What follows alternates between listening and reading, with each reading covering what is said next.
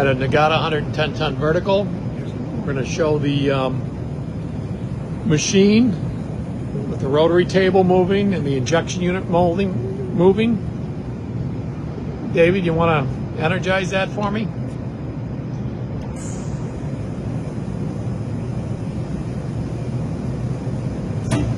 And let's bring the injection unit down.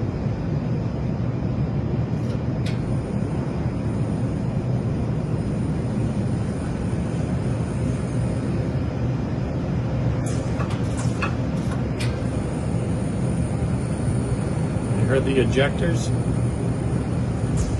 The injection unit's going up.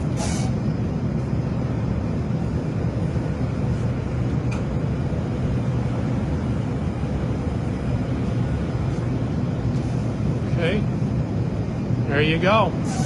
110-ton Niigata vertical injection molding machine.